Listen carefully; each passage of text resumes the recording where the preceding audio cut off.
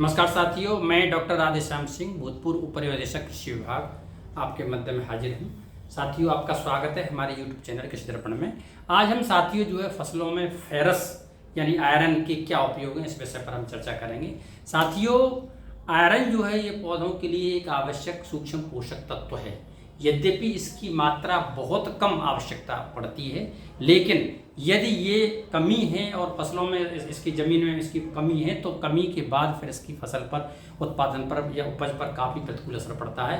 किसान भाई इसकी कमी को नहीं पहचान पाते हैं और जब लगता है कि ये दिक्कत आ रही है तो फिर अन्य चीज़ों को हम डालते हैं तो एक तरफ तो हमारा खर्चा बढ़ जाता है, दूसरा ये है कि इसकी कमी को यही तत्व पूर्ति करता है और जब इसकी पूर्ति नहीं हो पाती है तो उत्पादन पर काफ़ी प्रतिकूल असर पड़ता है। साथियों, तो आज मैं अपने इस वीडियो के माध्यम से आपको ये आयरन यानी फेरस, इसकी कमी के क्या लक्षण हैं और इसकी पूर्ति कैसे करें और पूर्ति करते समय क्या क्या सावधानी रखें, इस वार्ता को मैं आपके सामने इस वीडियो के माध्यम से प्रस्तुत करूँगा। साथियों, सबसे पहले चलते हैं, हमें जो है इसकी कमी के लक्षण कैसे पहचानें।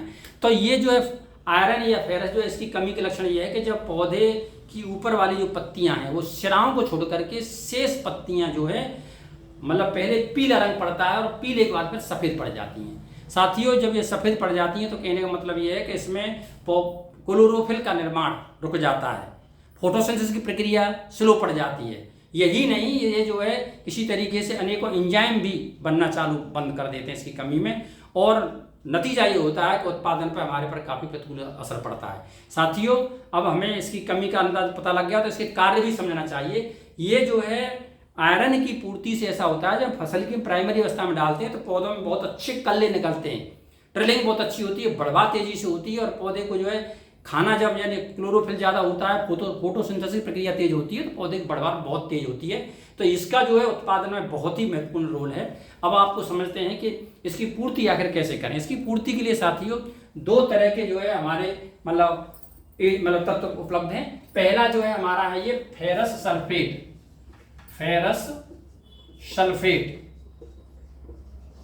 और दूसरा जो है वो है हमारा आपका चिलेटेड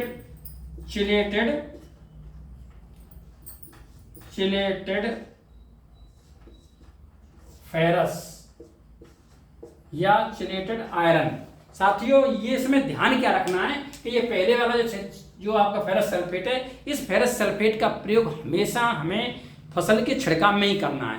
जहाँ तक इसकी मात्रा है, कितना मात्रा डालनी है, इससे 2 से 3 ग्राम जो है वो मात्रा जो है 2 से 3 ग्राम प्रति लीटर पानी के हिसाब से मिलाकर के छिड़काव करेंगे। अब हमारी जितनी फसल की जैसे हाइट है, जितना बढ़वार है, उसी के आधार पर पानी की मात्रा 150 लीटर भी लग सकती है, एक एकड़ में 200 लीटर भी लग सकती है और बड़ी फसल ज़्यादा भी लग सकती है, तो इस हिसाब से हम इसका छिड़काव करेंगे। ये ज़्यादा चिलेटेड फेरस है यानी या चिलेटेड आयरन है, इसका प्रयोग हमें जमीन में ही करना चाहिए और जमीन में इसकी डोज जो है वो आपकी 4 kg प्रति एकड़ के हिसाब से हमें इसमें इसकी मात्रा जमीन में मिलानी चाहिए। साथियों, ध्यान ये रखना है कि किसी तरीके से हमें जो ऊपर वाला जो फेरस सल्फेट है, इसको किसी तरीके से हमें मिट्टी में नहीं मिलाना है। क्या करना है, इसका छिड़काव करना है। यदि हम इसको मिट्टी में मिलाते हैं तो मिट्टी मिलाने से ये हवा से यानी ऑक्सीजन से ये अपनी प्रतिक्रिया करके ये बना देता है फेरिक जो है पौधे के काम में नहीं आता है, पौधे को उपलब्ध नहीं हो पाता है और इसका हमें प्रयोग किया, फिर हम ये सोचते हैं कि और ज़्यादा मात्रा डालें ना, 2 किलो 4 किलो 6 किलो, लेकिन नहीं, इसका सही उपयोग जो फेरस के रूप में ही होता है, फेरिक के रूप में नहीं होता है, इसलिए हमें इसका हमेशा छिड़काव ही करना है। दूसरा साथियों, जैसे ये हमारा जो आपका चिलेटेड फेरस है, इसका हमें अमूमन जमीन में ही मिलाते हैं, इसका छिड़काव करने से ज़्यादा बेहतर परिणाम नहीं होते हैं। तो साथियों, इस तरह आप जो है फेरस सल्फेट का छिड़काव करेंगे और आपका चिलेटेड फेरस का जमीन में मिलाएंगे। ऐसा करने से आपके उत्पादन में इसकी पूर्ति होगी और उत्पादन में बहुत अच्छे परिणाम मिलेंगे। तो धन्यवाद साथियों, नमस्कार।